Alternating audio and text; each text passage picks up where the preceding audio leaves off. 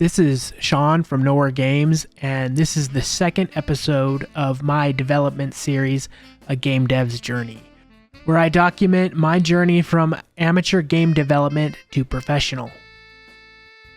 Before I dive into the development progress of my game, Foundling, let me kick off with an introduction. I am an artist. I am a family man and a game developer. I do not make games full-time because although this would be ideal, I prioritize taking care of my family before anything else. This is part of the reason I started making content for YouTube. Yes, I want to market myself and my studio, but I also want to show what it takes to turn a hobby like game development into a profession. So the next obvious question is, why video games? Primarily because I am passionate about fantasy, but also because video games serve as my platform for creativity. I have always loved art, but creating art professionally can be a monumental challenge without other skills to support it. As a game developer, I learned coding, marketing, management, and many other skills while also creating something beautiful. Not only do I get to create, but I also get to live within that creation for as long as I spend developing it. That is why video games are so appealing to me. They provide an escape. I plan to create worlds that people will also love getting lost in. If this is your first time watching one of my videos, you might not be familiar with the game I am currently working on.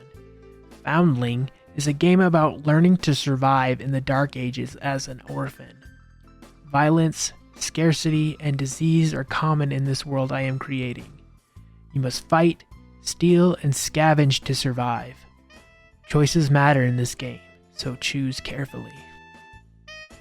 I have been dedicating a lot of time to developing my workflow for asset creation. I want the game to look like a painting. Think of The Long Dark by Hinterland, but with a more pronounced painted style, and that's the vision. I have tried using shaders, rendering 2D characters from 3D models, and digital painting textures. Currently, I am using a mix of 3D models and 2D billboards that I paint using Blender or GIMP. I had not worked with Unity's terrain tool before making this game, and I have been taking the time to delve into all of its idiosyncrasies. I am far from an expert, but I was able to create a demo world to give me an idea of how the final product should look. Recently, I removed all the vegetation from the demo world and realized that the playable area was quite flat. This screenshot from The Long Dark, compared to my lackluster attempt, highlights the lack of complexity and depth in my demo scene. The cabin in my game, much like the one in The Long Dark, will serve as a sanctuary for the player and should stand out immediately. Imagine if this cabin were on the same level as the player, without the scenic framing of trees and stones. Honestly, The Long Dark is doing a better job of realistically representing the world than I am. I am also refining the color palette. I thought I had a good idea of the colors I wanted to use, but I didn't like how flat and desaturated the world appeared. I realized that adding more color enhances depth and interest, even if it's not entirely realistic. Here are a few color palettes I am working with. These are mainly color studies and not additions to the game design document. However, they might end up in the final product, depending on how they appear in-game. The NPC controller script needs improvement. I didn't like how I structured the code initially.